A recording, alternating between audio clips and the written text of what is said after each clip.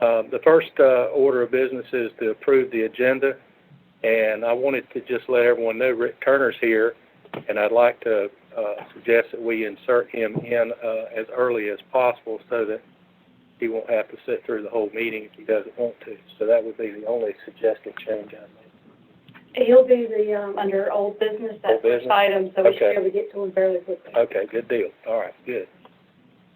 All right, do I hear a motion to approve the agenda? I make a motion to approve the agenda. Okay, I guess I will second it, and we'll all vote in favor. Everyone approving the agenda, say aye. Aye. Okay, the next item is to swear in our newest ABC board member, Ms. Lila Hedlund.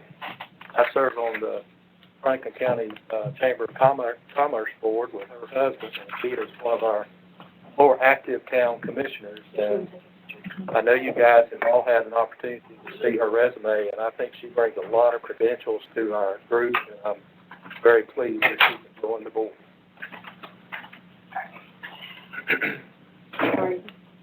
Our Parks and Rec are starting their season.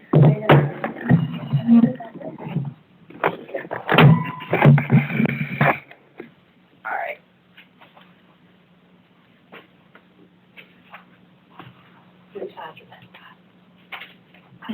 I think I are voting by myself, but, okay. If you will raise your right hand, put your left on the Bible.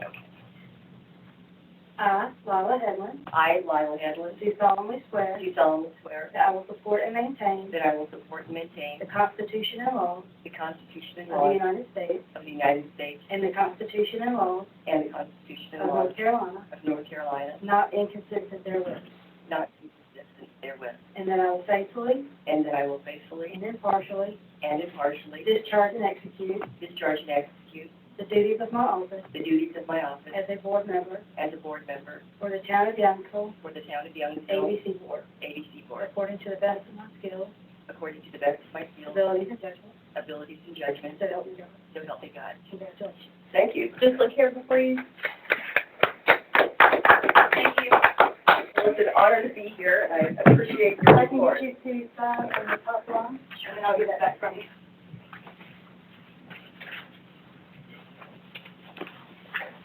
I imagine we know more about you than you know about us, so That's true. over the next couple of meetings, maybe we'll have an opportunity to share each one of us individually what we do, how we got here, those types of things. So That would be great. would you like to just share a few things with us about yourself and where your interest lies in being on the board? Well, I guess you've all read kind of my little short, condensed version of what was the resume. I've retired. I was in the hospitality industry for over 35 years. I've been in different business positions, and for the majority of my time, I was at senior level in human resources, but I certainly cross-trained over in all aspects of operations, running hotels. A lot of my specialty is opening hotels, transitioning hotels, training, reading financials, making sure procedures are being done correctly, like inventories and things like that. My interest in being on the board is twofold. It's exciting, a new store, so I'm looking forward to that, and certainly willing to do whatever help that's needed to just make sure the new store gets up and running.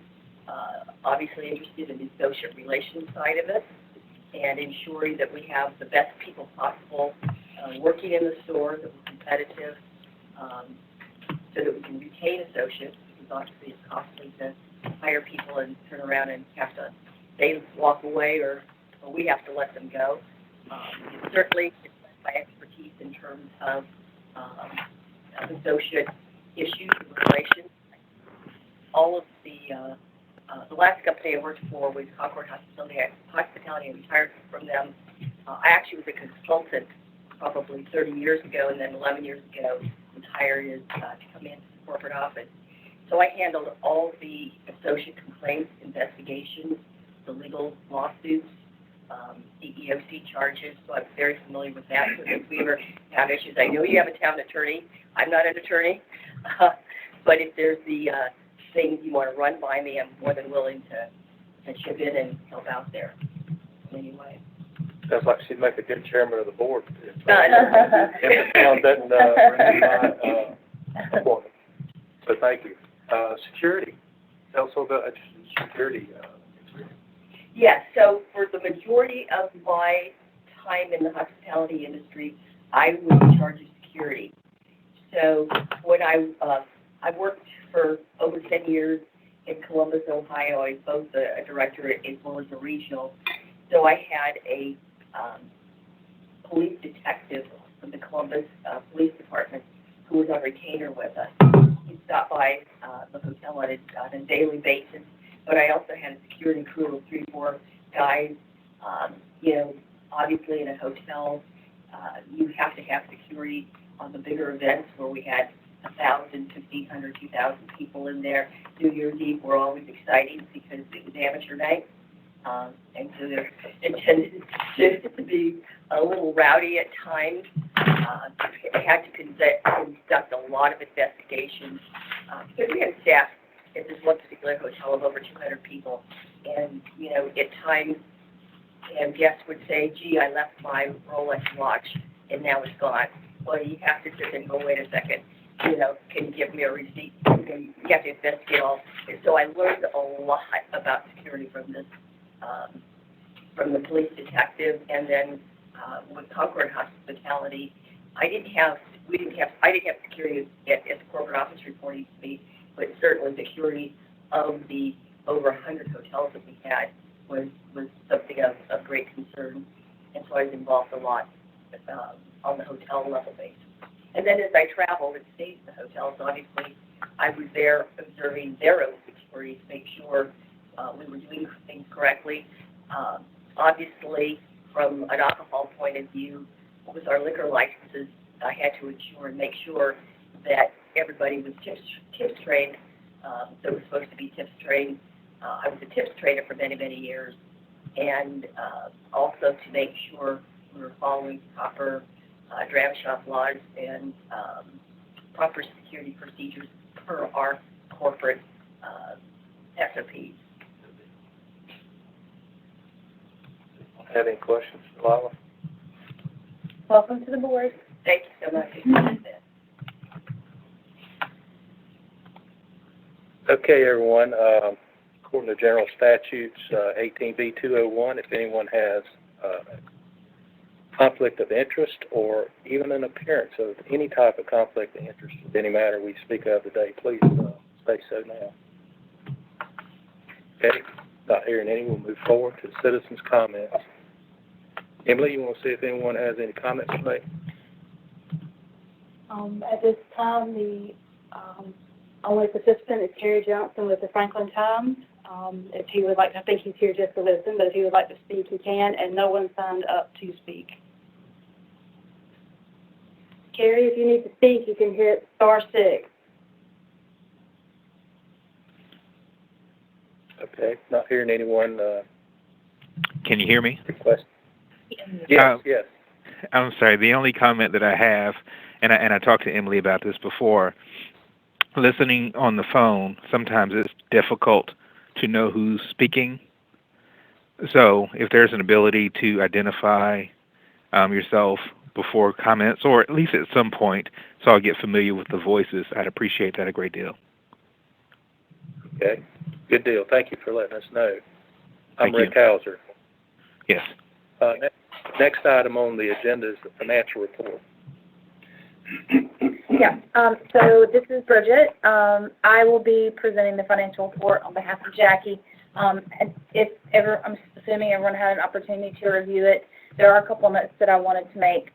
If you guys noticed that we show a loss for the month of February, but just to kind of explain that, we are having a pretty serious inventory issue at the store, which Jackie said occurred sometime last year as well. Is causing the cost of goods sold to show a much higher value than what it is supposed to be. Jason and I have already put in place 2 inventory counts for this month. Once we get this sell through some of the cases that just came in, so that we can start cleaning. There hasn't been one done since the previous store manager left in January. So we just need to get the store back to where it's supposed to be. that will correct the cost of goods sold inflation, which should bring that back down in line where it should be. And then payroll also was about $6,000 higher overall. That was because of the vacation payout for the previous store managers left, which was $5,200. And then there were also some other one-time incurred costs in onboarding our new store manager, Jason, the $75 for the drug test employment. There was an increase in our health insurance and retirement with bringing him on for that month. So that added an additional $6,075 to the overall payroll and salaries for the month, which that should offset and come back down to where it should be for this current month. So. I think on a comparison basis, our gross profit margin, that percentage of gross profit to sales runs a little over 20%, and this month it was only 14%. So that immediately told me that there's something wrong. And I think you guys will see later on in the meeting that might encourage you all to vote in favor of switching over to our new software. Yeah, that was another significant part of the conversation that Jackie and I had, where again, this hasn't been the first time this has happened with our current software, and which I'll go into that when we get into our software presentation, but that should eliminate that issue going forward for the rest of our inventories. So you guys kind of feel like that loss is not really accurate? No, I mean, I don't think we operated at the highest profit percent that we've done in the past, but we shouldn't have shown a loss like that. Between the it's $11,000 loss between the $6,000 payroll increase, most of which was the vacation payout for the employee that left, and then there's a 5% difference in cost of goods sold this past month versus the previous month. I mean, that's a lot of money. So, but I wanted to notate one other thing that Jason actually had a great idea for to help with cost of goods sold overall is us trying to increase our inventory on items that are on SPA from the commission each month. So we pay a lower cost for it this month, and then, but it's still something we sell a lot of next month when the price goes back up. That should give us a small boost as well. So. And the new software should assist. Oh, yeah, absolutely. In you Yeah. doing that. Yeah. So. Any questions around the financial report outside of those notes? I don't. Would you share with the board what our planning is for the next couple meetings? Yeah, To get ready for our budget for next year and everything? So we pretty much have put together, Rick, Jackie, and I, a general budget for next year. Now that we have most of these new store capital expenditure budgets and proposals mailed down, after we finish this vote, I'm going to be digging in line by line to next year's budget over the next month. So our plan is to present fiscal year 2022 budget to the board at the May meeting for everyone to look at, make comments on, questions. That will give me the opportunity to take that feedback back to the budget again to make any adjustments that the board requests. And then we will do our final official vote for next year's budget at the June meeting. We're waiting a little bit to do those. We're trying to push it out as far as possible so that I can have the most accurate trend analysis. As you all know, or I'm sure you're aware, the ABC system across the state in general is seeing significant upward trends in sales because of the pandemic last year. We're still seeing that right now, even in our location. Jason can attest to, for the month of February, we were number 14 in the state for comp over last year in sales. So we're still seeing a lot. I want to see if that's going to push through this month and April, just so I have the most accurate planning for fiscal 2022. So. And Emily will schedule a public hearing at our June meeting for Yes, approval yes. of the budget. So I will encourage you guys that when we send out the fiscal 2022 budget, I will try and send it out early enough, towards the end of April, beginning of May, that you guys have a lot of time to dig into it. So I think that May meeting needs to be where we like really bring in any feedback, hash out any questions that we have, so that, like I said, I can take that. June will be our last opportunity to vote it into effect, before the fiscal 2022 starts. Questions for Bridget? Next item on the agenda is the consent agenda, which would be the approval of the minutes of our January 8th, January 19th, and February 16th board meetings. The action requested is to approve the consent agenda. Do I have a motion to approve? I make a motion to approve the consent agenda. Thank you, second it. Kirk. And thank you. Any discussion at all or anything you saw in the minutes? Okay, hearing none, I'll ask for a vote to approve. All those in favor say aye. Aye. Aye. Unanimous. Thank you. So that was a motion by Member David, seconded by Member Headland, and approved by a unanimous decision. Thank you. Item 8, old business, update on the renovation and relocation of the ABC store. Prior to presenting the capital expenditure budget for the new store, Rick, would you like to speak to the board? Sure. And will you introduce yourself for the press, please? Yeah, this is Rick Turner, Design Plus Store Fixtures. I've been working with the board for quite some time on the new store design, update information, store fixtures, the whole bit. I give everybody a floor plan. Probably I've seen them, but I'm going to be referring to things on there. As we go through it.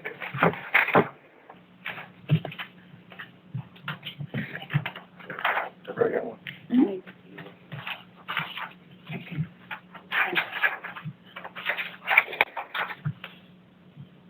Just walk through the basic design, so that when I come back and talk about specifics, we'll kind of know what we're talking about. We're switching the doors. You know, there's two sets of doors coming in these spaces now. It's just two different spaces sort of being combined into all one. So we're making a storefront change so that we have a dedicated indoor and a dedicated outdoor. I like that. Helps sort of point people in the right direction when they come in, and then as soon as they check out, they go straight out the store. Checkout counters on the left. We're creating sort of a counterclockwise shopping pattern in here. This particular layout, y'all selected this some months back. Everything's kind of lined up straight to give you the maximum amount of shelving that you can get in there. If you look down at the bottom right-hand corner, you can see the lineal footage breakdown. It's 1,423 feet.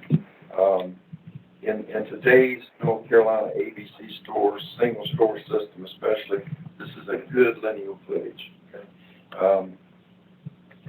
24 months ago, we had other discussions on other things that y'all were thinking about. I probably recommended 1,200 lineal feet as being a benchmark. So we need to try to hit that or go slightly above. Going back to your discussion about COVID sale increases, I don't think this is going away. The industry doesn't think it's going away. One rep that we talked to said, we were inquiring other distillers, what are they planning for 2021? Once the COVID's over, things going to settle back down to near where they were. They said, we're planning on a 5% increase in 2021. I mean, so that sort of tells you it's not going to drop back down. There's no guarantees on anything, of course, but all that to say that 1,423 feet for this store is a good lineal footage. The more lineal footage you have, the more product variety you can show, and especially given your proximity to a very large county that has a lot of money to put a lot of product into their stores, a lot of variety, you need to compete with that. So 1423 is a good point, a good benchmark for you to have. And Rick, for comparison purposes, our current store is only like 700, right? I think so, yeah. It's very small, very small. So you're gonna have a lot of opportunity here to put a lot of things in here that maybe, customers, just didn't have the space available to get to them before. But, just to sort of give a little bit more information on side, over the past 18 to 24 months, but especially the last 12 months, stores are just getting bigger. Even single store systems, or systems with 2 or 3 stores are getting bigger. 1,800, 2,000 linear feet of shelving is not unheard of. We're doing one in Pitt County. They knocked down a store that had about 1,200 linear feet of shelving. They knocked the entire building down. They're building back a great big building. They're going to have about 2,000 linear feet of shelving in that one. We're just seeing that. Of course, Mecklenburg, hard to say that all their stores are running 1,800 to 2,000 feet. So the trend is definitely up. So you're doing a good thing here. Checkout counter on the left over here, and you can see we've got a 12-foot checkout counter. We've got about 15 feet of minis. We'll talk specifically about these units in a few minutes. But that's a good display. Gives you a good display of minis. And then we've got the ADA counter, and behind that we've got a control items unit. That's kind of like a bookcase type unit. That's where we put all the things that aren't minis, but things you don't want to walk out the door. And I call them pocket rockets. The small little bottles and odd size. What are those? 375s? Yeah, 375s. Just keep them back there. Everybody can see them when they check out. Beside of that is a premium items unit. I was going to show you a picture of that. That's a case, a lighted case with glass doors on it. Really good looking unit. That's for your high-end items that you want to keep under lock and key. Very expensive stuff. One thing on this drawing I didn't change, but anyway, our wall shelving back to back, the manager's office is still showing transparent mirror there. That's going to be out. We've got to mark that out. And then what we'll call the back of the sales area, which is actually the right-hand wall back there, looking down through the gondola. You see a display area back there. I've just dotted it in at this point until we sort of make some decisions. I got a lot of different things ways that we can do that to accent an area to put displays in. Back in the stock room, we got your manager there on the left in the toilet, and we got a break area back there and a mop sink. So that whole area is kind of utility and break. And then I put in some shelving all the way around the walls there. This is wide span shelving. It looks kind of like pallet racking, but it's not quite that heavy a duty. But it's got good 8-foot length to it. Most of them, except for one unit, are 8 feet long. And these are open underneath, so you can still roll hand trucks up under it and stack stuff. And then it's got 2 shelves above it.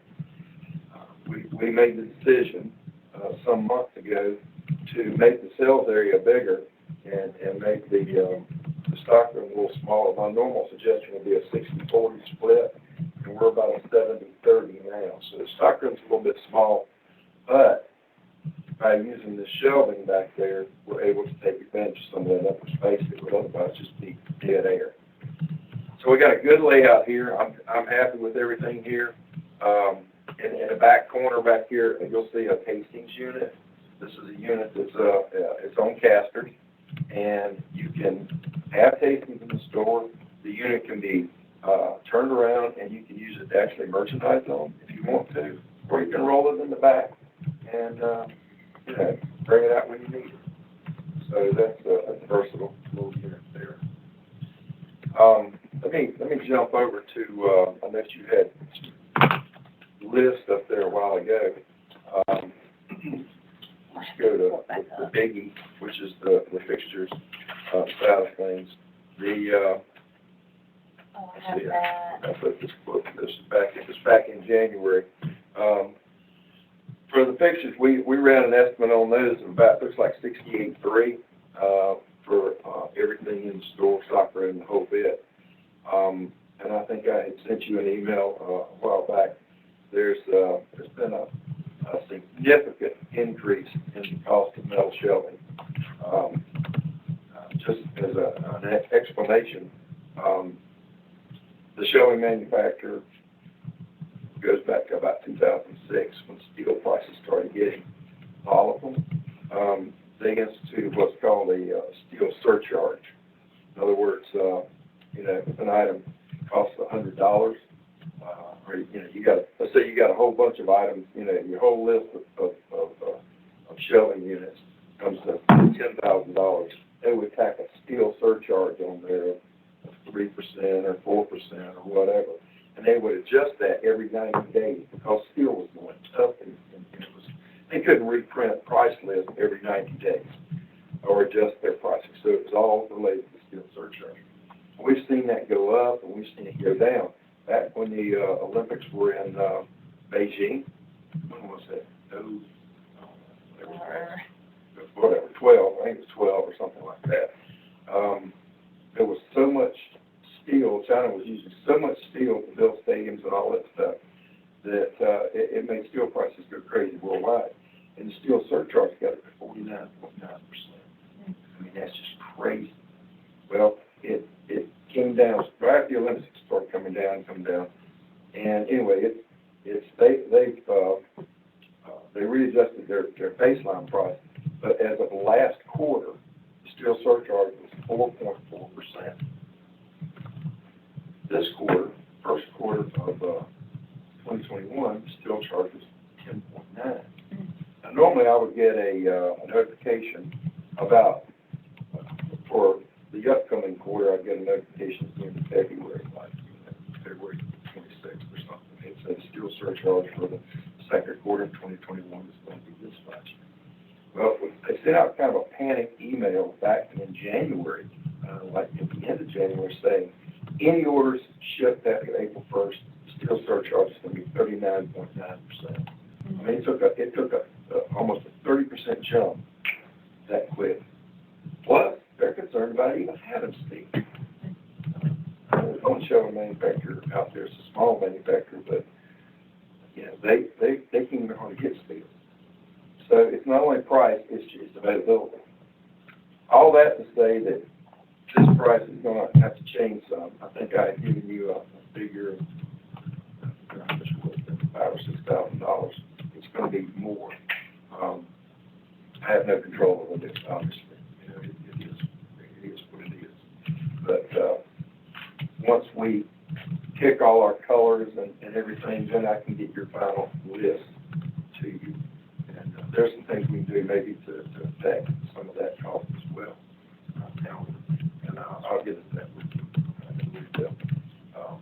The lights that we're supplying the lights to, which will save you money because you don't go through the contractor on this. So that'll probably save you 25 or 30% of the cost of what's going to take you to get in this new space. I think the price on those will probably hold pretty close to true. There's still a lot of problem there. Flooring, and we'll get into flooring a little bit. Flooring has gone up. It just took, as of Monday of this week, it took an increase of about 7 or 8%. All that's input step too, so that'll change just a little bit from there. Anyway, all that sort of takes care of the pricing issues. And what I want to do today is go through and we need to pick some colors. I mean, we're at that point where we need to pick colors for the store and finishes. And colors will be plastic laminates that go on the counters and in various units. We'll pick flooring to go with it, and maybe carpet tile, that sort of thing. So does anyone have any questions? All right, let's dig into some colors. All right, let's just look at your floor plan to start with. And if you look at the checkout counter area, that premium items unit, control minis, checkout counters, most of your laminate, plastic laminate, Formica, that's not a Formica, that's that thing, will be happening right there. Now, we could use laminate other places in the store, and I'll come to and show you where that is too as well. So we need to select a few styles of things, and then we need to select the finishes that are going to actually go on there. Okay? Let me just show you a picture or see sort of what your store is going to look like. We're doing open ceiling concept, meaning we won't have this type of single layer ceiling. You'll see all the steel. We'll have high bay lights in there, pendant lights that hang down. Just pass that one around there. That's a similar picture of the store. You can see what that looks like. So we're going to have exposed round air ducts and all that. So we'll pick paint colors for the walls and paint colors for the overhead, that sort of thing. Kind of that industrial look. Yes, yes. Nice. That's pretty much, if stores have an option these days, sometimes it's not practical, but most of the stores we're doing now are going to be open ceiling. It gives much more volume. It makes a 3,000 square foot sales area look like 5,000 square foot. So that's a good thing. But that's kind of what we're going with here. Rick mentioned industrial look. That's what you said earlier. Like a little line store.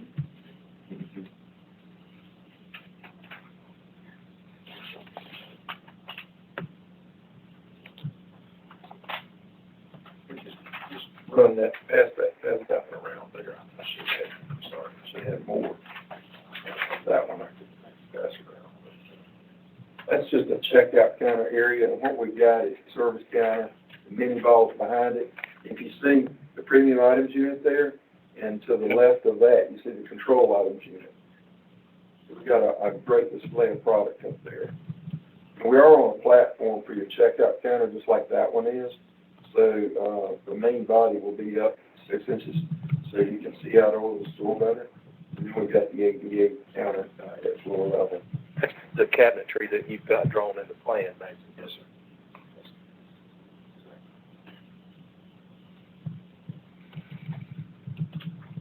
Then at the back, we've got that display area. Here's a couple. There's one. This one's actually not too far from you. That one's in Durham. Store we just did at Riverview. It's a good looking setup there. And this is one at New Hanover and at Wilmington. That's a display area. They'll be back here at the back. Where it says display, it moves up. So right there, yeah. And that's just, like I said, we've got different. You can do seasonality. Yeah, and it can change. Now, a lot of times the store will put displays in there themselves, but sometimes the sales reps will come in and build the displays. You notice on that one that's got, let's see, that one doesn't show it, but they'll bring in different props and And things you just, to put in there. Like this one, they brought in a little fire truck Yeah, I like that. type of thing. They'll bring in a big giant Captain Morgan or something like that. right. And sometimes they give them to you, sometimes they just loan them to you, and then they'll come back and pick them up and move to another store. So it's just an area to be creative, for seasonal things and so forth. You can do, a St. Patty's Day type thing or something like that.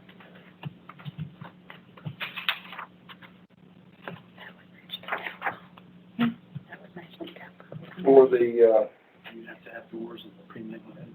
do we have to, glass doors? That's entirely up to you.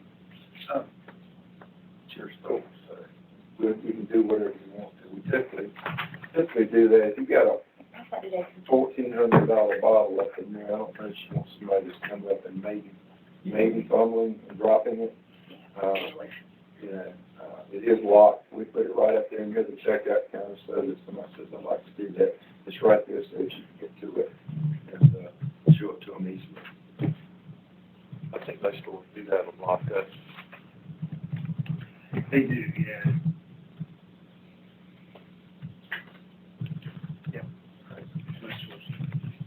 All right, I've talked about doing the laminate finishes there, and I'm gonna go to these drawings, these photographs here. Around the walls on these wall units, there's different treatments that we can do to those things. They can have a painted back panel in it. They can have a laminate back panel in it, which gives you the opportunity to put some more color in it. They can be a combination. It can be painted up so high or laminate up so high and put wire grid at the top. There's just different things we can do. Here's the same store. Yes, that's true. But that, you can see it's got laminate back panels in that store. I think that store's got copper vein paint, laminate back panels. This one. That's that one around. This is that Durham store again. That's got a piece of wire grid up at the top. This looks like Cramerton store. That's my store right there, with, group up in Cramerton. That's pretty cool. You know it looks familiar. Yeah. I'm curious if you recognize it. So there's different things we can do, but for the industrial look, I kind of like some wire in there. Can we, like, marry that? Because Rick and I have been talking about, like, kind of like a, and I don't know if you're still interested in that, if you want to go straight industrial, Rick, but in like a general store look, like She likes the way the Belmont store looks. a country general store. Okay.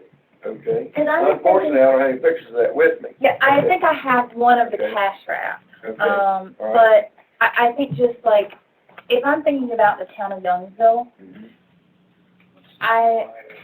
just Oh, I for see. style purposes, I think going too modern, too industrial, like it doesn't fit the town Okay. feel. All You know what I right, mean? that's good. Yeah. So, let me see if I can find Let it. me explain what she's talking about here. And I'm sorry, I don't have any pictures of that store. I think I have one. And you said that was the Belmont Belmont. ABC store? Yeah. Okay. I did not see one in this stack here, but. Here it is. Well, it's just a cash wrap though. Okay. That's it, right? Yeah. You wanna? Well, what we did at that store, Belmont, is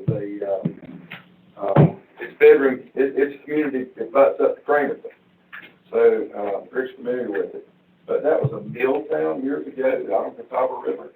And so when we did the store, I came up with the idea of this checkout counter area here, we put it under, had a metal roof on it and a porch railing, so it would look like a mill house front porch.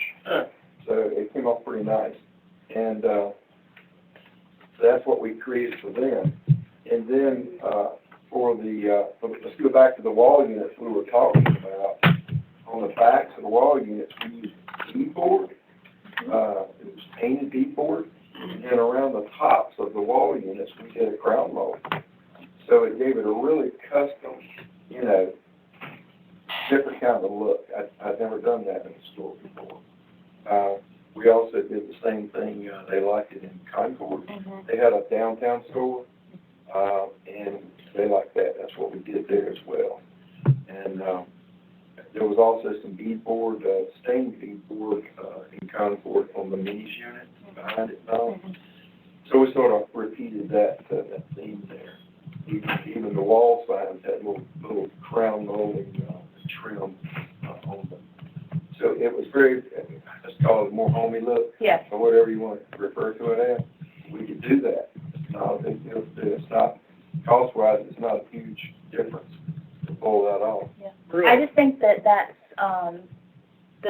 the appeal and wonderful thing about Youngsville is it is very community-based, and the community is very much involved, and what happens is I would like to provide that type of environment for the Right. customers, and for the employees, but I mean, I think that going something like this, like, it feels very warm and homey, and we can make it very classy looking still, but when they walk in, it's an experience that they don't necessarily get at all the other ABC stores in the area. That's right. We're trying to develop a culture of Yeah. hospitality. Yeah. With that, we're doing. Yeah, I like that idea. And I don't think, and we don't necessarily have to copy them per se, but that's the vision I have in my, I saw that picture and I was like, that is exactly what I've had in my head. It's like, Okay. you know, barrels for displays and just a country store feel, like a front porch look as the cash shop area that has kind of an awning overhang or something, like, It might be difficult to do the awning at this point in time, but Yeah. we could. oh, and we don't have to, I just, it's That just was, something that was in the construction drawings, and the contractor, did that. But we could come up with something else in that area. Yeah. We might, it wouldn't be terribly expensive to do that. You saw it in that store, but in the, back at the right side of that store in Belmont, we did an arbor back there. It was like a little, we used, what's that stuff called? It's like you put it on a deck. It's plastic boards or whatever. It's don't rot, that thing. And so it was like that. It's like a little porch with the railing around it, and then had the arbor over the top of it. We could do that in the display. over here, and you know, that would give the same type of feel, but wouldn't cost so much, I think. Yeah, just depends on what you want to put in there. That would be something we need to get the contractor to do. So whoever's doing the work, or we could have somebody separate, you know, do the millwork for them. All we gotta do is get a couple of posts out here to support it, and then it's, you know, 2 by 8, 2 by 10s or whatever that we can put out there. Do you have the Youngsville logo anywhere within the store itself? We'll have it on the outdoor sign. We'll have the Youngsville ABC logo as part of time. I haven't found a proposal, but I will show you guys today. It's just some like initial draft rendering of what that will look like. So.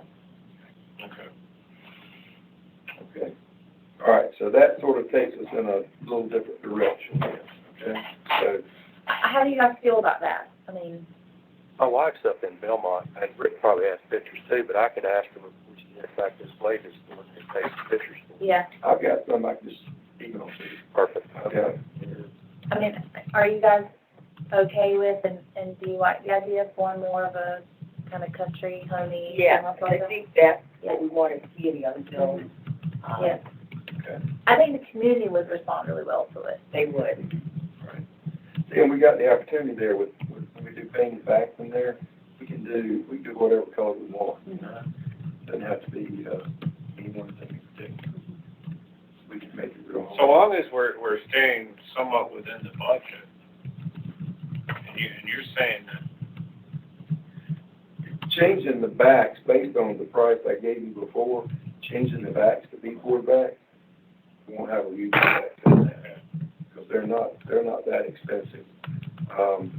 Now, when we put the crown mold around the top and all that, does add some expense there. You know, I could run it, we'll see where we stand. So, Now, if I understand, just in high-level general terms, the sooner we sign a contract on the equipment, we can lock in a price. So, do we need to do that? I'm going, here's what I'm gonna do, okay? Because here's nothing, lead times are out there. Lead Yeah. times are in mid-May right now. Yeah. They're looking to give me the space June 1st. June 1st, okay? So anything that ships after the end of June, June 30th, is, I mean, I don't know, it could go to 50% steel surcharge, who knows? Yeah. It might come down to whatever, anyway, you're gonna get yours in June. So what I wanna do, basically, is I'm gonna put an order in for shelving. And I can adjust that, I can change the color on it, I can change different things on it, up until like 3 or 4 weeks before it ships. But the main thing I want to do now is get it in there so that we don't, you know, order it and then come to find out we can't get it till 3rd week of June.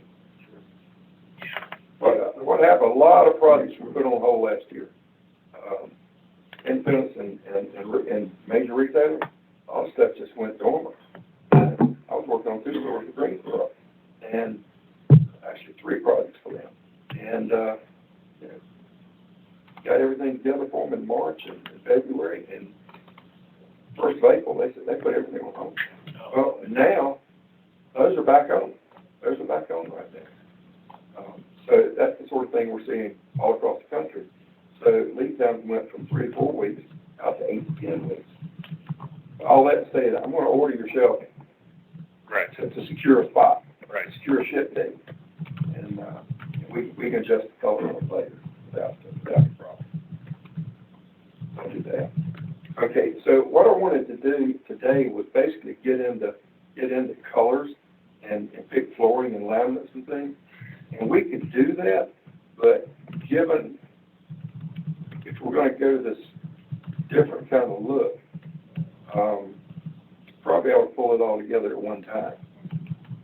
You know, but if we want to look at some today, let's just look at some flooring, kind of give you an idea of what we're talking about here, so you'll have an idea. I guess I'll just have to come back next month when you meet, and with some final choices for you. Is this something that the committee could put together to make those choices and then present to the board as a whole? Yeah. So I think We that, can do that. Yeah, Rick and I can, as And you know, we could look at it, pick some things, and then present it next month. yeah. And now that Lila's on the board, you can meet with 2 board members at a time, and it won't be an issue. Yes. So you don't have to have 4 meetings. Yes. Have 2. So we can do that. All right, so we solve That all way you this. don't have to necessarily come We back. solve all this in the next few weeks. Perfect. Okay, that's great. That's We, great. we have it on the agenda today to approve the Capital. contract. Okay. So I guess the only question we have is going to be what that price is. And It will adjust, it will have to adjust, I'm hoping. Yeah. But I'll get all that together for you. Okay. And here's the thing, we can pass some thoughts or some designs back and forth. Yeah. Before it's finalized, and say, you know, what do you think about this? And, I mean, you can send it out to board terms or however, how you want to handle it. Yeah. And we can do feedback that way. Yeah. We'll get it done. That's good. Because we'll probably change it, I might change the checkout counter, the way we're doing that. Yeah. So forth. And if you're interested in that arbor thing, I can go ahead and design one, and we'll see if that's something you want to do. Why don't you shoot Bridget some pictures of the Belmont store? Yeah. Or we could do the arbor back at the back here. Yeah, in the display. In the Yeah. display, because like I say, I haven't put anything in there for that. I think I put a budget number in for it, but that's something that could be done. Yeah. Back there, would look pretty cool. And we could sort of tie in maybe something up front. Okay? Yes. All right, good deal, good deal. The flooring that, I really like, we're using a lot of this in ABC stores, and everybody really likes it. This is a 100% waterproof product. You can pour liquor on it or whatever you want to all day long. It's not going to hurt it. If moisture gets underneath it, it won't affect it. I mean, it won't store water or anything else. But it's a wood plastic composition core, that white core in there. And then it's a luxury vinyl, 20 mil wear layer on the top, which is commercial wear layer. And there's like, I think it's 12 colors here that are available. And probably, this is a click floor, by the way, it's a floating floor, you don't have to glue it down. We'll take something that gives you that homey type look. We use this in the Belmont store. Yeah, we use this in the Belmont store, but we used a different version of it. We used a 9-inch wide plank. The exact same product, it's just a wider plank. 9-inch by 5-foot boards. This is 6 by 4-foot boards. But you know, this is what I would recommend. Yeah. Here's another version. This is a glue down plank. It's exactly the same thing. In fact, if you look at that color, it's pretty much the same color, but it's a glue down, it saves a little bit of money, but here again, water gets under it. It doesn't make any difference if the glue could release. And this feels so good underfoot. You can feel that backer, feel that little spongy backer under there. Yeah. That thing is, it's not very thick, but you'd be surprised how comfortable that makes that floor. Quiet, you don't have all that ding sound and everything. Yeah. So that's my recommendation. I saw you shaking your head. I've put down something similar in-house with my vinyl planking and stuff rock. We have the vinyl glue down at work, and when it gets wet, it is super slick. Yeah. But like I said, my experience with it, I was putting this in the store for this exact product in the store for probably about 5 years. And never an issue. Never an issue with that product. And I'm sure that's like a Superman version of what I've put in my house. Well, if you go into Home Depot or Lowe's or something, you can find something that looks like it. But, and I go through in there and I look for specs. Right. What's the wear layer? What's the wear layer? And they never tell you. So. Right. And it looks like the price might look pretty good and all, but it's probably about a 6 or a 9 mil wear layer, which is okay for a house. You definitely don't want that in a.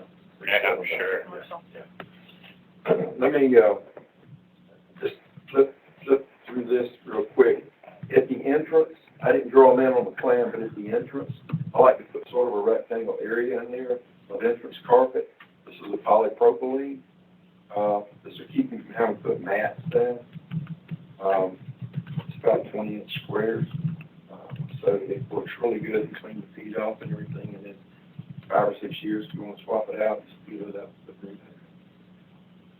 releasable adhesive. So that's what I'll come back to you with for the front of the store. One more thing. On the platform, there's 2 different ways we can deal with that platform. The way I've done it quite a bit over the years is we actually put carpet on there and upholster it over the sides. It's just a basic, just a basic loop. That's one way of doing it. That's the least expensive way. Something that's come out in the last couple of,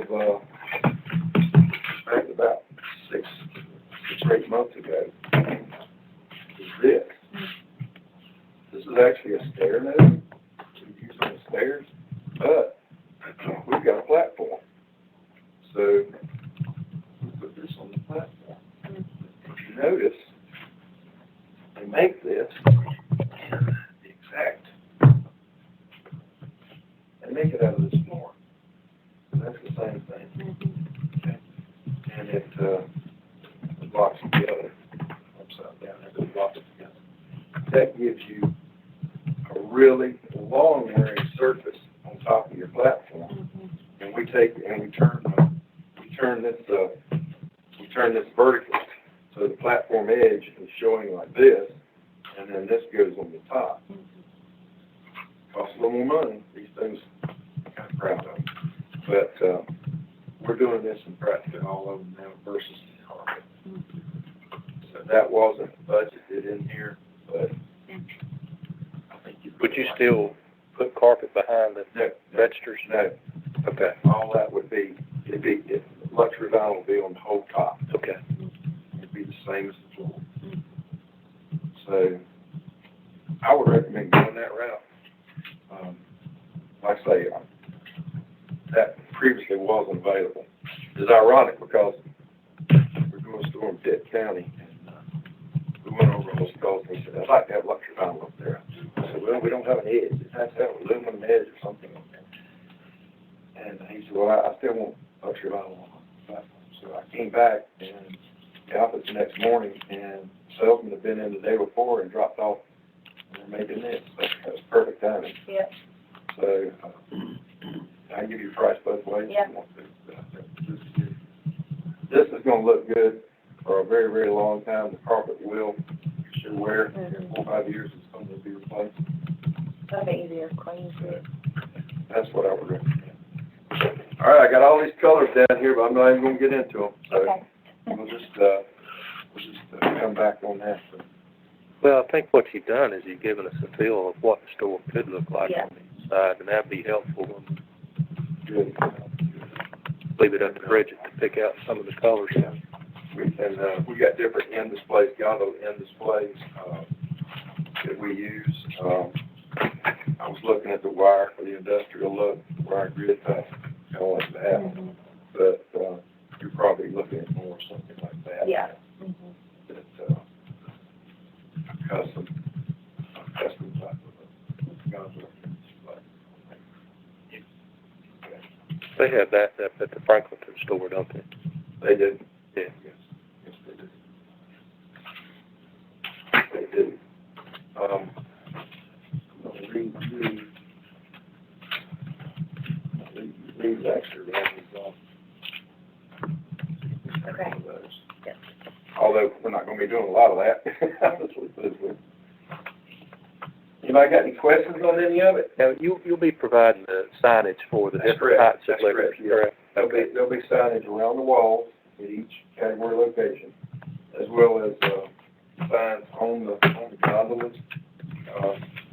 Will we be able to choose the font for that, or is it gonna be the No. same font in all the? It can be whatever you want it to be. 'Cause I'm thinking that we try to use the That's a gondola. Aqualax Youngsville font. I like that font. Yeah. Some fonts work better than others. Some of them just take up a lot of space. I'll show you It what, makes it hard to work with. we have Youngsville has like a font that they use for everything, it's like Aqualax, I think.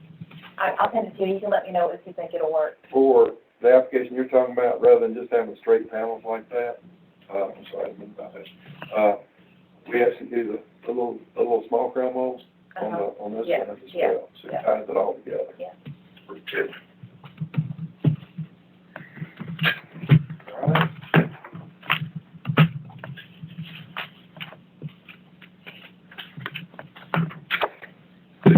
Thanks, Rick. Thank you, sorry about that. Okay, I didn't want to track this in here. I'm glad y'all are going that route. That is a really, really pretty, design, I think, for what you're doing. That'll add a lot to your store. Yeah. Yeah. I'll get things together, and then Okay. we'll be corresponding back and forth.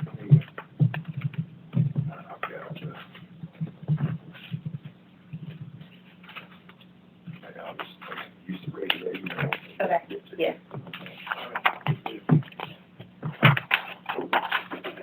Well, Rick, we want to try to go ahead and, sign a contract before the end of March, so we don't have to worry about a price increase for this quarter. You think we could accomplish that? It's already done, it's already there. Okay, good deal. Nothing I can do about it. Oh, It's there, yeah. okay. Anything, it's not it's not if you order it before April 1st. Anything that ships after April 1st. Okay, all right. I was really rushing. I had 3 or 4 jobs that I had sold, and that were coming up, and I was really rushing to get them in, because of the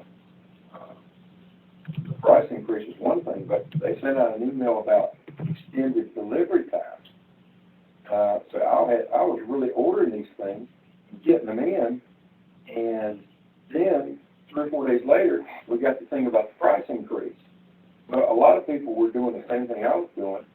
They were rushing to try to get them in because, like I said, went from 6 weeks to 10 weeks. Well, that pushed the ship dates out into April, so that when the price increase thing came through, we were stuck. So, yeah, unfortunately, that's just the way it is, That's what I'm saying, I don't have any control over it. But, yeah, I got all of them in except for one. I had one I was ordering for Greensboro, and I put the order in, and they came back with a 3rd week of March delivery date. I said, no, I don't need, just move the 1st week of April.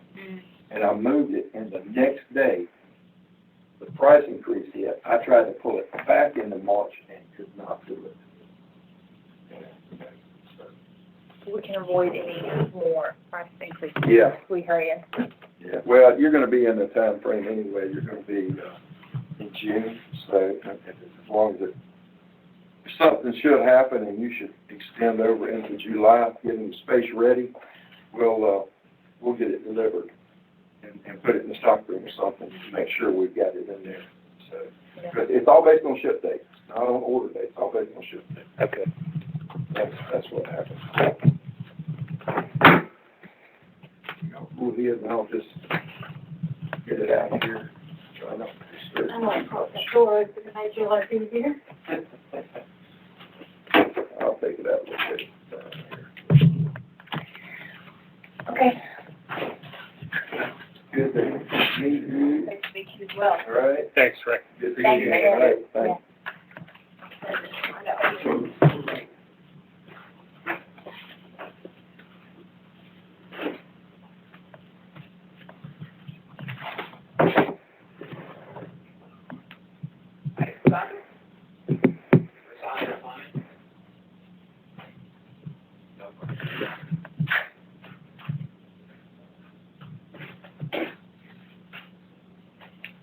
Okay.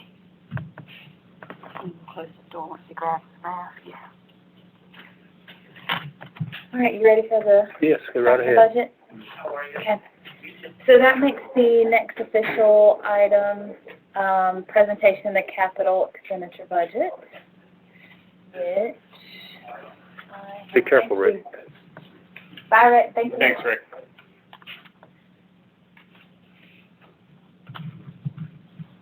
Okay, so, you all should have the capital expenditure budget as part of the meeting packet. Rick, Jackie, and I, finance officer, board chairman, we have been piecing together a capital expenditure budget for, the last 2 months. As noted in the proposal, Rick Turner, as he just suggested, will be providing flooring, fixtures, COVID screening, lighting, and design services. This was listed at the request of the ABC board. Further presentations will be presented today regarding software, security, and sign vendors. All estimated costs listed. We have put out to multiple vendors to just show that we are acting in the best interest of the town of Youngsville and our ABC board. So the vendors that we have selected for proposals have given us the best cost estimates and just the best fit for our overall needs as a board. Based on the linear square footage of the store, we are looking at having an inventory on hand valued approximately $200,000. With the proceeds from the sale of the current ABC property, as well as the distribution required to the town of Youngsville, we are planning on utilizing this particular capital expenditure budget to determine what our line of credit proposal will need to be for the new store opening. And then I'll have the different exhibits listed just for your reference. So I'm requesting that the board vote today to approve the capital expenditure budget for the new store opening as listed here. So the design consultation, that was for Rick Turner for $3,700. That was for his consultant services. He has opened and designed and executed most of ABC stores probably in the state. So we have solicited his professional opinion in designing the overall space. His fee for that was $37.36. The fixture estimates, as he just said originally, which is what's included in here, was $68,000, which that's apparently going to change slightly. COVID screens, $1,155. Fixtures and installation, $9,400. Flooring and installation, $14,000. Tenant uplift, $10,000. That is the charges from the landlord to present the vanilla box to us. Cash registers. So this line item has changed slightly from the original presentation of the capital expenditure budget to the board, because we have a finalized quote from our software vendor, which I will also present to you guys after this. Computer needs $1,000, office equipment $2,000. Security system, which also I'll be presenting to you guys as well, $3,843 from our proposed vendor, Senatrol. Our telephone system on Extiva, outdoor signage through Mercury Signs, roughly $11,000. That is including tax and permits. So we have a quote for, which I will present to you, for $91.10 plus taxes and permits. So I rounded up to $11,000 just to include all that as well. Any required furniture, desk tables, and kitchen and bathroom supplies, $2,500. So you're looking at the operating and startup budget line. Our need for inventory will be roughly $200,000, and operating capital at $50,000. Source of funds, we have $190,000 available from the sale of the property, $48,000 working capital from where the town of Youngsville forgave what we owed to them from last year, correct, Rick? And then taking out our capital budget, it gives us a borrowing need of roughly $169,000.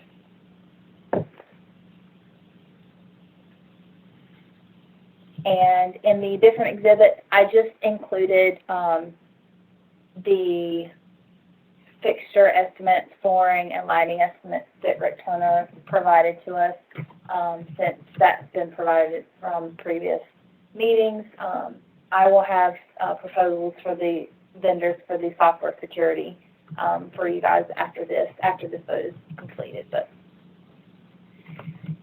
any questions on the capital expenditure budget?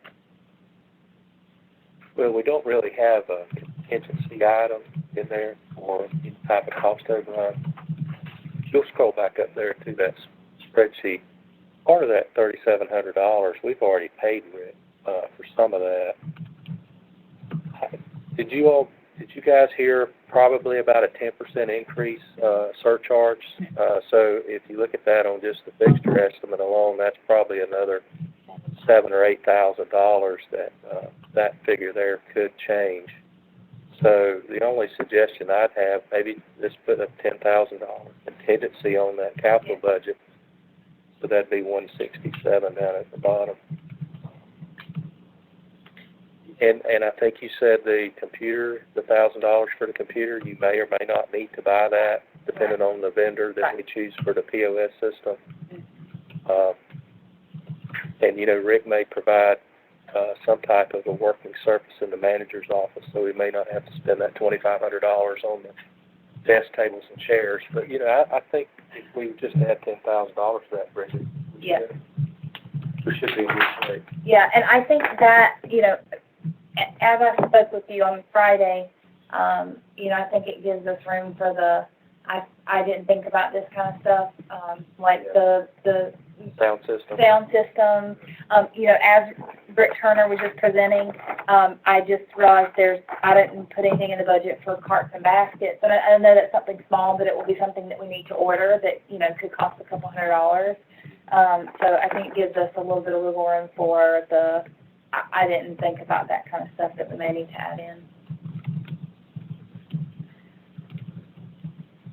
I'll also mention that Rick has a pretty good feel for how much inventory it would take to fill up that linear footage of the shelving, and his first estimate's $175. Yeah. We plugged in 200,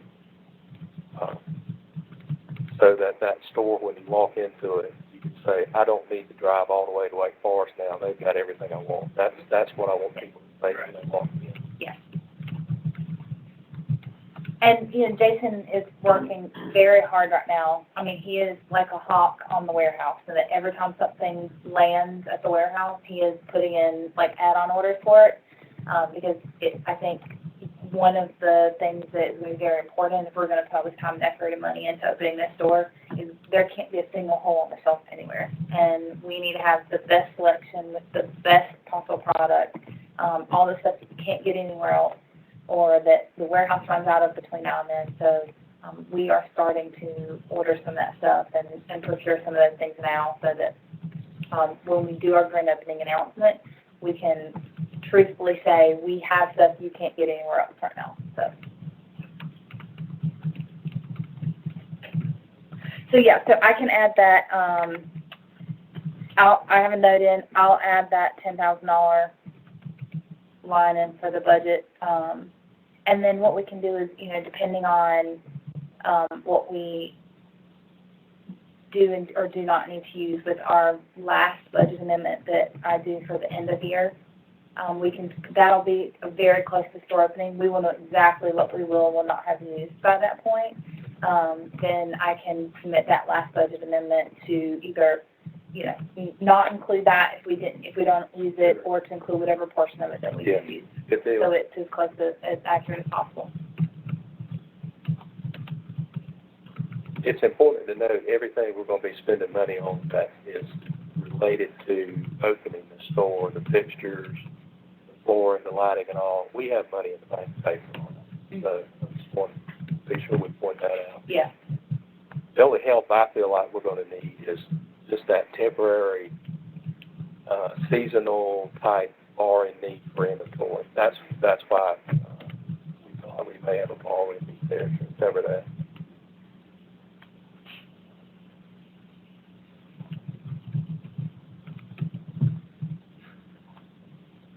Okay, the request from Bridget is to approve her capital budget for the new ABC store. And as noted, we realize that we may need to increase that by about $10,000, but as we get a little bit further on between now and the end of the year, she'll come back with a final amendment for the budget. So could I ask for someone to make a motion to approve her request? I make a motion to approve the request. Second that motion. Okay, Lila made the motion and Kurt seconded. Is there any other further discussion? Okay, all those in favor say aye. Aye. And those opposed is none, so it's unanimous. Thank you, everyone. One step closer.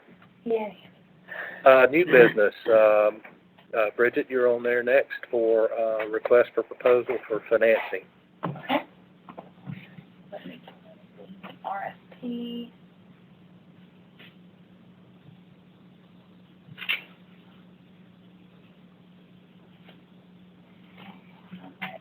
Didn't pull the RFP.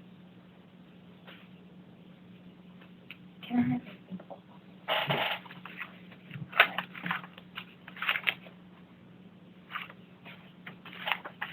Thank you. There it is.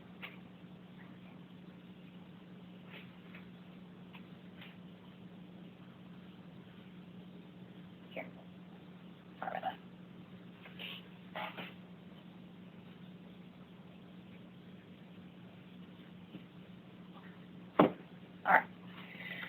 All right. So as noted in the capital expenditure budget, our potential borrowing need was roughly $169,000, just based on the additional inventory that we are looking to secure prior to the opening.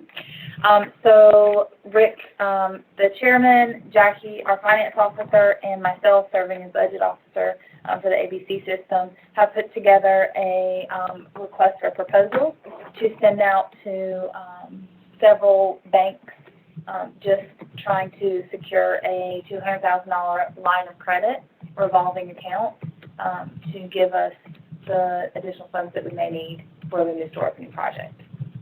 So this is the official request for proposal that we will be sending out to the banks, distributed on the behalf of the County of Youngsville ABC Board, with all requests going directly to Jackie Patterson as our finance officer, who will then share that with myself and the board for approval of which bank we decide to go with. Listing our purpose and intent issued by the County of Youngsville ABC Board to identify the institution that can best provide Youngsville ABC with a fixed interest rate revolving line of credit. The introduction just lists out our overall need, what we are looking for, with the line of credit, with the new store opening being on June 1st, 2021, that being the date that we take possession of the building, not the date that we open our doors. Our contract specifications that we're looking for, the financing not to exceed $200,000, ability to be able to transfer funds between deposit account and line of credit, desired term for financing 12-month period, annually renewable with a fixed interest rate and monthly interest payments. ABC board anticipates meeting line of credit for up to 3 years. All proposals must specify rate of interest to be charged. Listing all additional costs expected to be associated with financing in the bids, including but not limited to all origination, prepayment, legal, and escrow fees, penalties that the ABC board may be required to pay. If the fee or cost is not shown in the bid, the ABC board will not be obligated. Total funding will be available to be drawn from time to time based on the borrowing needs of the ABC board. An installment financing agreement must contain non-substitution clause. There must be a non-appropriation clause in the agreement. Both parties must agree that the installment financing agreement shall be governed by the state of North Carolina. Proposer will obey all state and federal statutes, rules, and regulations that are applicable to the financing. We set a proposal date of no later than April 12th at 5 p.m. with all submissions required to be sent to, again, Jackson Patterson.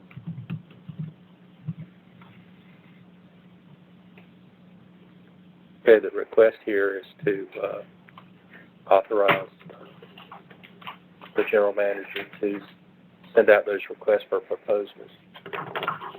Do I have a motion to approve the request? Make a motion to approve the request. Any further discussion? Does anyone have any questions? No. Okay. All right, great deal. All right. No other discussion, then I'll ask for a vote to approve. All those in favor say aye. Aye. Okay, pass unanimous. Thank you. Okay, Bridget, you're next again on the sign. Okay. As she's pulling that up, if you guys have been up to the Food Line store, you know, we're leasing basically two storefronts, so it's a pretty wide space there right beside the Mexican place. And the landlord will allow us to use 80% of that frontage up there for a sign, so that's great.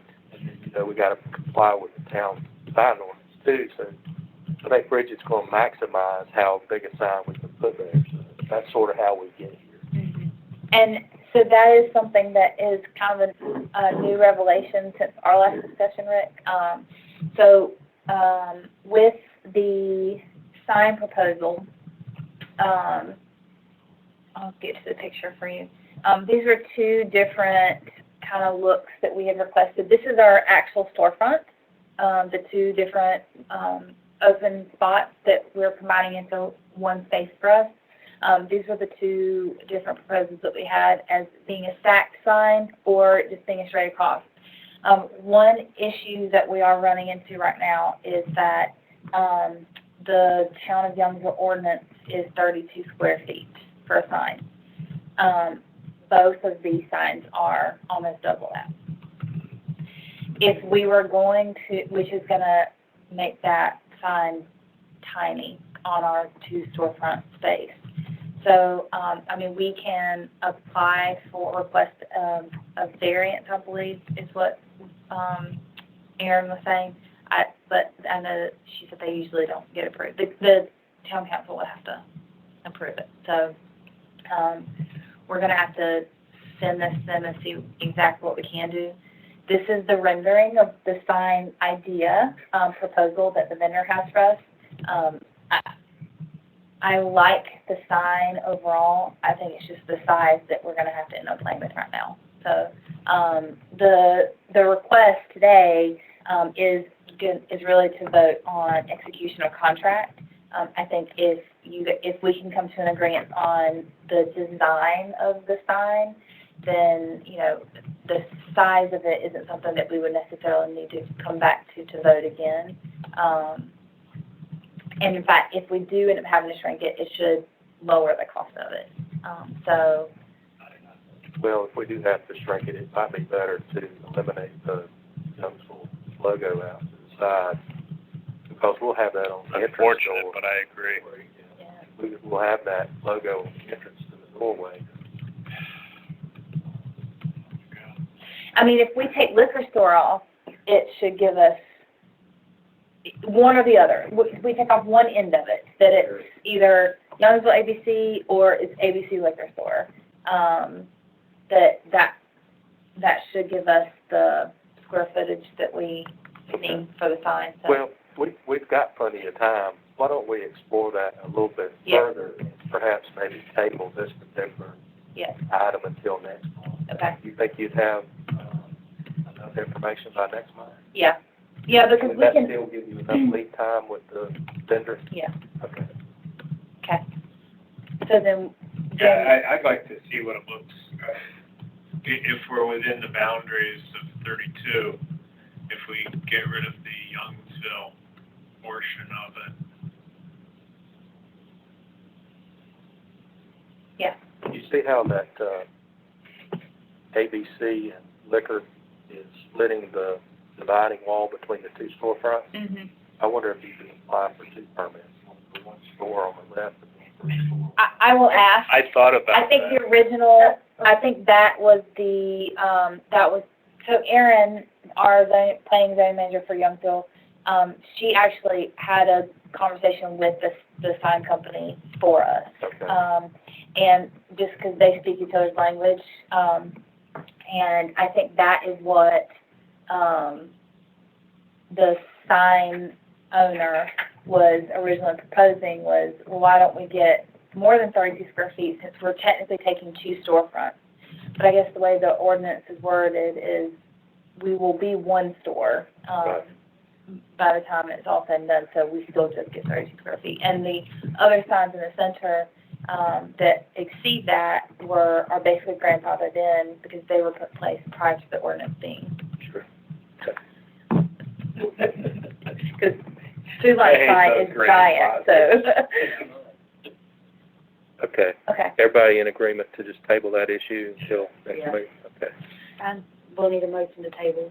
Okay. I'll finish. I hear a motion to table that, I make a motion to table. okay. I second that motion. Okay. All those in favor say aye. Aye. Thank you for doing that. back to that. Okay. Consider the approval for the security. Okay. Security systems. So Kirk, was nice enough to sit in with, Thanks for doing that. the, accidentally sort of, the security proposal that we implemented in the current location. Sonatrol, is actually a Town of Youngsville preferred vendor. Phil Cordero solicited RFPs, in changing the Public Works and Town Hall building security systems, and Sonatrol was the vendor that they chose. I did, grant a request to our current security company, which was Sumner Communications, to submit, a proposal for the new location. That was never sent back to us. And just based on the feedback from the Town of Youngsville, and the quotes that Sonatrol has provided to us, this is who we have selected to present to you guys for, a vote of execution of contract. The actual quote that they have given to us is including the, intrusion detection, but also hardware, and installation. And the total of that was going to come to $3,843. Sonatrol has given it, they're doing installation in all the Wake County ABC stores, and they actually just gave us their bulk rate discount since they're already ordering all of that equipment for those locations. Great. Timing. Good deal. And this will provide us with, I'll show you, full store security, for the new location, including, the orange, dots on here are the security cameras, that you can remote in on from your phone. We have 2 little baby cameras in the current store right here right now that at any time you can log in and see what's going on, if there's any issues in security or question about what's happening. So those are going to be placed in these locations. It also gives us a panic button at the cash wrap, if there were ever any attempted robbery to occur. Your contact sensors for your doors, and then motion sensors throughout the store. And then this is their commitment to service, $15,000 performance warranty if there were any issues. Johnson. Having reviewed the overall quote and contract for Central, do you guys have any questions? Kurt, did you have any feedback from what you said? I know that you didn't necessarily get in for the big one, but No, it was a well-presented proposal. It certainly, it's going to benefit the needs of what we need. And there, as far as the finances go, it's right on spec. So, yeah, it's good. yeah. Okay, do I have a motion to approve, please? Make a motion to approve proposal. I second it. Is there any further discussion? Here none, ask everybody, in favor, say aye. Aye. Aye. Thank you. Passed unanimous. Okay. Okay, Bridget, you're still on board now. Okay. Bridget meeting today. Okay, so this will be our software. Is that correct? Is that where we are now? Yes. While she's pointing that out, our current software contract runs through the month of September. Based on what we're seeing with the problems with the inventory counts and all, it would be my thought, particularly since we're going to be going into a new store starting on July 1 anyway, is if we approve this today, we may want to consider going ahead and changing out the POS systems. That would give you all some time before the July 1, before the new store opening, to get familiar and comfortable with using the new system. Right. And Jackie and I have been kind of spitballing how we can make that transition immediately without necessarily putting us over budget in our maintenance fees and service agreement fees for this fiscal year. In discussions with the new software company, they have basically agreed to let us pay the overall maintenance fees, service fees, software fees, licensing fees. It's a one-time annual payment that we make with them versus a monthly payment that we make right now. They have basically agreed to let us pay that whenever we want to pay it within the first 12 months as part of earning our business. So they know that we're trying to make a switch right now. They know we're opening in a store. They know that we've already paid for some stuff with our current vendor. So we really could incorporate that $5,500 cost. We could budget that into our next fiscal year and pay that in November instead of paying it in the initial upfront cost for the new store opening, which would not put us over our budget in for those things for this year. So that way we're not technically in contract with them, but we already have paid our fees to Dawcom for the year. So we're not double dipping, and it would still make it fiscally responsible for us to go ahead and implement software right now. So Kurt has been on the vendor selection committee with me, so he has sat in on all of the software demos that we have done. We did software demos with the other 3 POS software companies that are available to the ABC boards within the state of North Carolina. Those were Carolina Data Systems, Macro Integrations, and Steve Gaskins Consulting. I did send those software demos out to the board members individually for you guys to review in your own time. Based on the overall estimates that have come back, they have all been somewhat similar in overall cost, with Macro Integrations being the slightly more expensive choice. So just based on the overall software demos and the cost to us and willingness to work with us on implementation and kind of our needs as the ABC board with the new store opening and our current location, Steve Gaskins Consulting has by far been the top choice. And I'll let Kurt speak to it a little bit too on his feedback. But I think just overall the software is most user-friendly for what our needs are. You know, we're not a Wake County board that we need the most exclusive $50,000 software or anything, but it does meet our needs in the best way. Just the real-time inventory alone and how intelligent the software is and knowing the exact moment that something is scanned, it can compare sales that are processed while you're scanning your inventory and the timestamps on when that scan happens and when the transaction happens. It knows that intelligently what inventory is in your building based on those things. Steve Gaskins has agreed to provide to us at no additional cost the hardware we would need to operate our current location until we close. If at some point we decide to not close that building after our lease is done, or if we just relocate back to somewhere else and just decide to keep a second building, he will sell us new hardware at the cost listed in the current quote.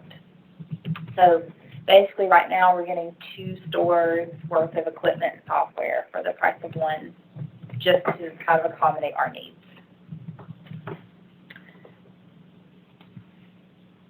Kirk, you have any feedback? Yeah, so pretty much, it came down to macro integrations. They were based, the owner spoke along with his chief programmer, and they came in last. And Carolina Data actually was very close with Steve Gaskins. Carolina Data runs more ABC units throughout the state, but there was the ability, whenever Bridget would ask a question, do you have the ability to do this as far as the backroom function? Steve Gaskins says, oh yeah, this, and it was there and it was already available. And he also was very willing and able, if there was something that you two say that, we're going to have the need for this kind of a function as far as a daily report that doesn't exist already. Steve was very, very willing to provide that report at no charge. The other places were very iffy about whether or not that would be a no-charge type function. They weren't willing to go out on a limb and say, yes, that would be no charge. And there's a lot to be said about the polishedness of a presentation and the ability to just have the presentation without your children interrupting the presentation to the point where Bridget had to say, I'm sorry, I can't hear you. That says something about perhaps the thoroughness of how is the install going to go. And you have to factor in those kind of things. Steve Gaskin came in ahead. It's a gut feeling. And I'm sure that you know all about gut feeling in your professional career. And if the system goes down, how quickly can they get in there? I'll let Bridget speak to that. Yeah, so he committed to same-day service if it's something that impacts the business. If the credit card terminals are just not working or the register's not working in a way that we can't conduct business, they'll have to out that day. If it's something that, we could get by on, then he said, we would ask that you would maybe give us the next day. We still try to get there the same day, but if it's not a business impacting issue, then we try to typically do 24 hours. So. And the majority of the issues are going to be things that he can log into our system and fix right then and there. It's going to be rare that a credit card modular is going to have to be traded out. And that's going to be the rare thing that occurs. Most of the issues are going to be a glitch that he's going to be able to go in and fix on the spot, on the fly. And they were very And I mean, the hardware that they are providing is brand new, top of the line equipment. In fact, the customer facing displays that I showed you during that's in the thing here, that's included in this quote. I thought it was going to be an extra cost, so I asked him to quote it for us, and he said those are included in the quote that we received. Now Bridget and I felt that that's a good feature. Yeah. People being able to see. Yeah. You know, from a security standpoint, I enjoy being able to see what's being rung up and how much it is. Oh, absolutely. You know, when my wife and I go to Kohl's or whatever, I find it to be a good thing to know, oh, that is a sale item, and we got the sale price. We appreciate that. Yeah. Bridget, what about down that picture? That's that bullnose he's talking about down there. Oh, I see. Rick Gaskins. I'm Rick Turner. See the bullnose right there on the platform? Uh-huh. That's what he's talking about. Laminate. Oh, yeah. It looks good. Yep. It looks really good. Yeah. I'll Not just sure how mention to get that, so much closer. the previous, board members and I and Emily sat through a presentation with Steve here, and I think it was a consensus of those board members at the time that was a far more superior product than what we're currently using now. So, I agree with you. I was not surprised when you all, and I tried to stay out of it, Yeah. was once you all had a chance to meet with all the different vendors, I was not surprised at all that you Yeah. would have saw Steve Gaskins. Good. The best Well, choice. and one thing that was also impressive to me is, they're salespeople. And I've lived in that world for my entire career of sales. And so they're always going to put their best foot forward and tell you everything that you want to hear to earn your business.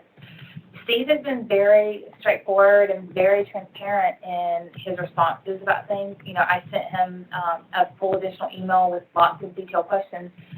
Phil, town administrator, has been through, many software implementations, so he's been serving in consultant capacity for us, just kind of letting us know what additional questions to ask, some things to dig into. And Steve has been very transparent in his responses to things, about fee schedules, what services will cost additional, as Kirk said, if we want to build in additional reporting. He was very clear in, this is the line where it would be free for changes, and if you want structure changing software changes, then it will be $250 an hour for someone to build it. And I appreciate that, because then we know up front if there's something. One other really important thing that we were looking for from each of the software vendors was the ability to do automation in reporting that, they all are very manual, but Steve has a very customizable reporting structure in his program that will work really well with our finance officer's QuickBooks program.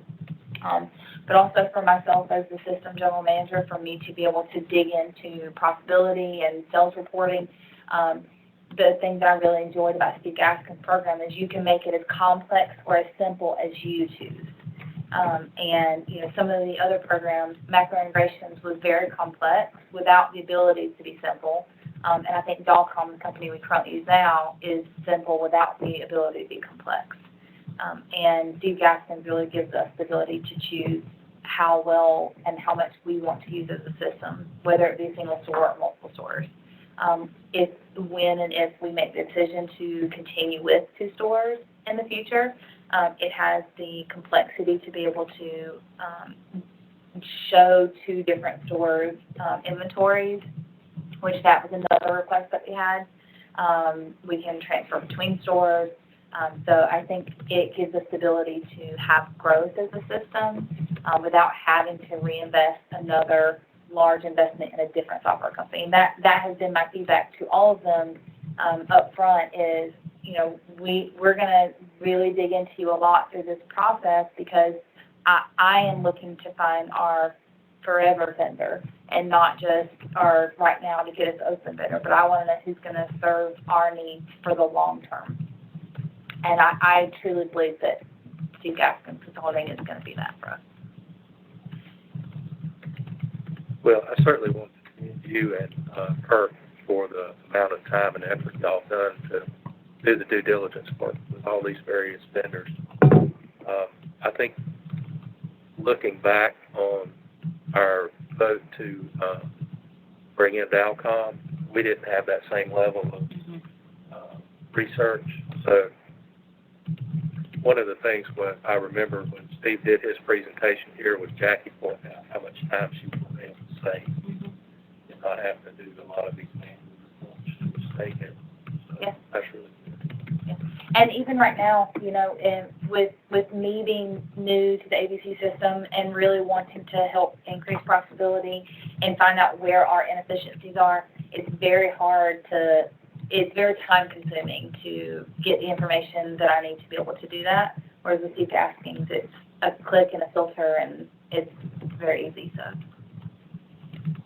Well, the previous store manager had said there was many times she'd have to come in and do a manual inventory Yeah. about every day because the system was so messed up. Yeah. Well, again, thank you for your hard work on this. Yeah. You want to make a motion to approve the selection for? I'd like to make a motion to approve Steve Gaskin as the vendor for our POS systems. Okay. Any other discussion? And she's disclosed the cost and everything. Yeah. Yeah. Okay, good deal. And that is I got back to him, just to clarify before you guys do your official vote, that is our all-in price.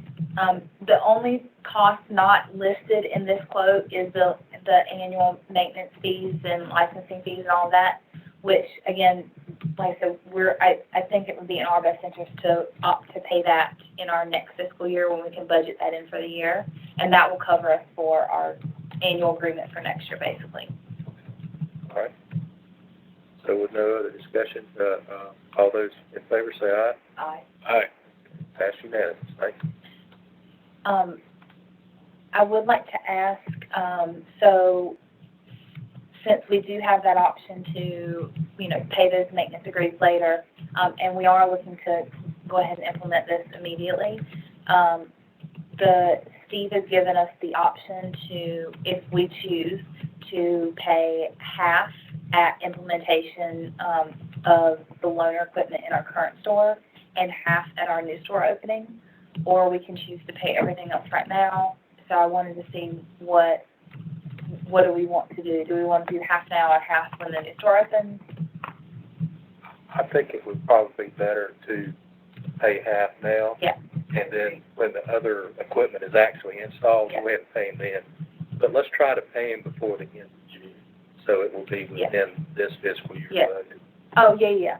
Because, I mean, yes, Does that make sense? Yeah. Okay.